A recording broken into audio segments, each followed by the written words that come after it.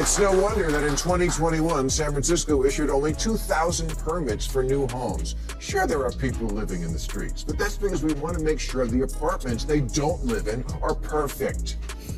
I don't fear AI anymore because it couldn't possibly be any more robotic than the humans who run things now. In San Francisco, the city's so nice you'll step and poop twice. So the city tried to build a public toilet last year, but then gave up when the cost hit $1.7 million. Not $1.7 million for a public toilet system. $1.7 million for one toilet. At long last, it's happening. Gavin Newsom has become Bill Maher's new focus in his criticism of what's gone wrong in California. And honestly, the shift is striking. Maher once defended the governor, even while tearing into the state itself. Now he's placing the blame squarely on Newsom, arguing that California's struggles stem from crushing regulations and sky-high taxes. The commentary was sharp, unapologetic, and packed with humor that cut straight to the point. It's the vast network of regulators, administrators, inspectors, contract reviewers, project managers, fee assessors, special commissioners, zoning officers, and consultants whose jobs seem to be to make sure nothing ever happens and then charge you for it. The people who answer the phone, "Permit office, how may I hinder you?" Maher zeroes in on California's obsession with creating endless departments, agencies, and task forces that rarely seem to fix anything. Instead of solving real problems, the state buries them under layers of bureaucracy that slow everything to a crawl. Anyone who actually lives in California knows how absurd it has become. Take something as simple as repairing a garage door. What should be a quick job can turn into a bureaucratic maze, often requiring multiple permits, piles of paperwork, added fees, inspections, and long waiting periods. A task that should take an afternoon can stretch into weeks or even months. That's the frustration Maher is tapping into. His critique isn't just about annoyance. It highlights a system designed in a way that blocks ordinary people while government offices continue to expand. As he points out, the irony is hard to miss. The more agencies California creates, the less efficient it becomes.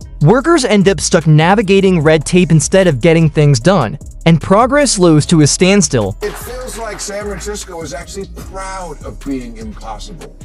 Asked about the toilet, a spokesman for the Department of Public Works said, "We are a city of public input." Okay, but I'm stepping in public output. Meanwhile, the median time to get approval to build a house there is 627 days.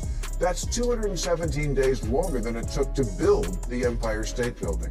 You need 87 permits. 15 from the Planning Commission, 26 from the Public Utilities Commission and the Fire Department, 19 from building inspectors, 17 from the Public Works, 10 related to public spaces, and 1 from a guy in a t-shirt that says Federal Inspector. Take a look at the staggering number of permits required to build a home in San Francisco. What should be a straightforward construction project quickly turns into a test of endurance through the city's bureaucracy. Builders must navigate multiple permits, environmental reviews, neighborhood hearings, design board approvals, and compliance inspections before a single brick can be laid. Each step comes with extra consultants, added costs, and inevitable delays. By the time the permit process is complete, roughly 80% of the building budget may already be spent long before construction has even begun. Maher points to this as a key driver of San Francisco's astronomical housing prices. It's not just supply and demand at play. 15% of workers in America work for the government. That's 24 million people with one shared vision: to fine you if your mailbox is too big. They say a conservative is a liberal who just got mugged, but it could also be a liberal who just got blocked trying to remodel a porch. Or got a parking ticket because their car was facing out instead of in. Last year, Wyoming began construction on the largest wind farm in North America that will power 2 million homes in Arizona, Nevada, and California. And to think, it only took 18 years. Not to build it, to approve it. The system itself favors the wealthy, making construction so costly and slow that only the affluent can afford to participate. The result?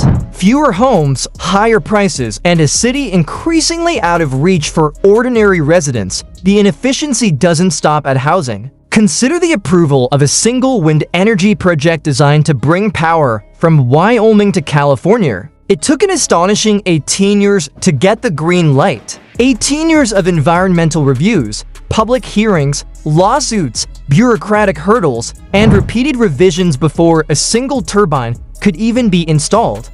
There's an area where homeless people were urinating and defecating, and it was starting to annoy the people breaking into cars. So the city tried to build a public toilet last year, but then gave up when the cost hit $1.7 million. Not $1.7 million for a public toilet system, $1.7 million for one toilet. So then a private company took pity on San Francisco and offered to build them their toilet for free. But after, quote, project management, construction management, architecture and engineering fees, permits, civic design review, surveys, contract preparation and cost estimation, the free toilet was still going to cost almost $1 million. All of this occurred while politicians loudly warned about the urgency of climate change. By the time the project was finally approved, technology had advanced, costs had risen, and the political moment had passed. Maher and other critics highlight this as a glaring contradiction. Leaders constantly push for green energy while presiding over a system that makes its implementation painfully slow and cumbersome. Instead of enabling action, the regulatory web creates delays and frustration. If it takes nearly 2 decades to approve a renewable energy project, it's fair to ask whether the system is designed to solve problems or simply to stall them indefinitely. Semaphore estimates that if the red tape could be cut on everything that's currently stuck in the renewable queue, the United States would be 80% zero carbon in 7 years. The enemy to clean air isn't just big oil, it's big permitting. It's not that America isn't able to get anything done, it's that we're not allowed to. Of course, there should be consideration of the environment on everything we build, but as so often happens on the left, they seem to have no ability to recognize when they've taken a concept way too far and are in fact hurting their own. Maher doesn't hold back when taking aim at Newsom, even pointing to the infamous public restroom fiasco in San Francisco. Meant to address the city's growing sanitation problems, the project instead became a textbook example of bureaucratic mismanagement. Planning, administration, and consultant fees reportedly totaled around $1 million. Committees were formed, architects were hired, and continuous assessments dragged on. After all that effort, Maher asks the obvious question, was the bathroom ever built? The answer is no, not a single functioning facility exists. Maher uses this episode to show how so-called progressive governance can burn through vast sums of money chasing procedures rather than delivering real results. He argues it's not just wasteful, it's dehumanizing. No matter how much the city spends on debates over toilets, it still can't produce one. Has become Gulliver, the giant that got tied down with 1,000 tiny ropes by Lilliputians, the horde of little people who do big damage. Build back better, sounds good. So does shovel-ready jobs. As Barack Obama once said, one of the biggest lessons he learned as president was there is no such thing as shovel-ready projects. Environmental impact statements used to be a few pages long. Now they're thousands of pages of legalistic nonsense and take an average of 4.5 years to complete, with thousands of bureaucrats filling out millions of paper forms that kill hundreds of forests to answer the question, is this good for the environment? Bureaucracy exists in every state, red or blue, but Maher argues it reaches extremes in California. Take the energy sector, for example. Operating costs are soaring and uncertainty is high, thanks to an ever-growing stack of taxes, regulations, and oversight requirements. On top of already steep compliance fees, Governor Newsom even floated a windfall profits tax on oil companies to reclaim record earnings for Californians. Federal data shows that drivers in California already pay some of the nation's highest gas prices, partly due to the state's strict environmental rules and taxes, which can add roughly $1 per gallon. Citing these regulatory burdens, Major refiners like Phillips 66 and Valero have announced plant shutdowns or even considered selling their California operations. These examples highlight the real-world consequences. There are people living in the streets, but that's because we want to make sure the apartments they don't live in are perfect. I don't fear AI anymore because it couldn't possibly be any more robotic than the humans who run things now. Excessive taxes and red tape can discourage investment, reduce domestic energy production, and make life more expensive for ordinary Californians. Maher delivers one of his sharpest metaphors, yet when taking aim at Newsom and other blue state governors, comparing them to Gulliver, tied down by a swarm of tiny Lilliputians. On their own, any single rule, agency, or regulation might seem minor, harmless, or even well-intentioned, but together, they become suffocating. Maher argues that these governors aren't undone by one catastrophic decision. Instead, it's thousands of small, incremental policy choices, stacked year after year, that grind the system to a halt. With each new board, commission, permit, or compliance mandate, complications multiply, delays grow, and even the strongest state governments can't move efficiently. They get trapped in their own processes, unable to build, repair, or reform at a reasonable pace. Maher uses this vivid analogy to show how California and other blue states have allowed bureaucracy to balloon into total paralysis. The result isn't progress. It's stagnation dressed up as noble intentions. Maher doesn't stop there. He points out that Gavin Newsom and his inner circle seem incapable of tackling the state's crushing bureaucracy with creative solutions. Instead of addressing the root problem, they rely on the same worn-out playbook, create more agencies, pass more legislation, and promise reforms that rarely make life easier. Maher's frustration is clear. So let me finish with this. Not that there was ever any reason to build it in the first place, and not that there would be any reason to do it again. But just as an exercise in realizing how far we've regressed as the can-do people, I think we should all try to imagine how it will go down if we tried to sculpt Mount Rushmore out of a mountain today. First, we'd have to make the mountain handicap accessible, so we could hire handicapped people to work on the side of a mountain. Then there'd be a 10-year delay while we studied the effect of construction noise on the mating habits of woodchucks. Then another 10 years to obtain ethically sourced dynamite. And find a sculptor who doesn't only work from home.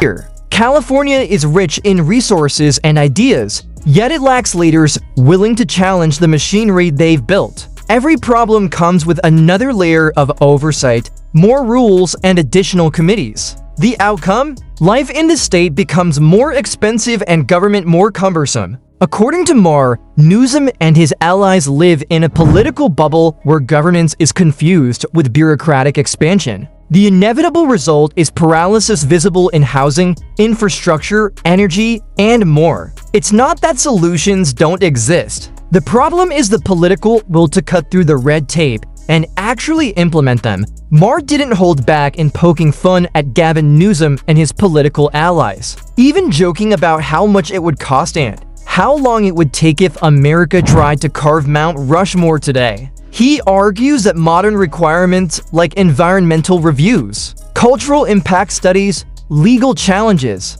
and endless public hearings would overshadow what was once a bold engineering feat completed with minimal technology. The mountain itself wouldn't be the obstacle. The paperwork would be. Before a single face could be etched, costs would balloon into the billions. Committees would argue over symbolism, activists would oppose the work, and the government would ultimately shut it down. Maher uses Mount Rushmore to show how contemporary politics, especially in blue states, has lost the ability to execute daring, transformative projects. Leaders are consumed by process, appearances, and compliance rather than results. Ultimately, Maher's critique of Newsom and blue state governance goes far beyond clever sound bites or viral jokes. So many regulations that aren't necessary. That aren't. I mean, you really don't believe that the state we live in, California, is lacking regulation. There's over 300,000 regulations. I mean, Well, maybe they're needed. They're not. When I tried to put in a garage door, I had to have 3 inspections. There should have been none. I should be allowed to change my garage door. Are you kidding? Really? It was about a garage door? Absolutely. I'm sorry. Yeah, that is... No, you know this about California. No, I don't. Well, I'm sorry, I don't. You've never heard that California is overtaxed and overregulated? That we are a one-party state where there's sort of no checks on that sort of extreme left. Folks, he's highlighting a system that constantly talks about progress, but rarely delivers it. The pattern is hard to miss, from stalled energy projects and million-dollar toilets to absurd permitting rules and suffocating bureaucracy. California is a wealthy, capable, and ambitious state, but red tape is choking it. Mayor's frustration mirrors that of many residents who feel trapped by an administration more concerned with managing processes than solving problems. His Mount Rushmore analogy drives the point home. Even bold, innovative ideas today would be endlessly debated, delayed, and overregulated until they died on paper. The lesson is clear, whether Newsom grasps it or not. California's decline won't be a mystery. It will be self-inflicted if its leaders can't simplify, streamline, and overcome the bureaucratic maze they've created. That wraps up today's video. If you enjoyed this content, don't forget to click like and subscribe. Thanks for watching, and I hope to see you again soon.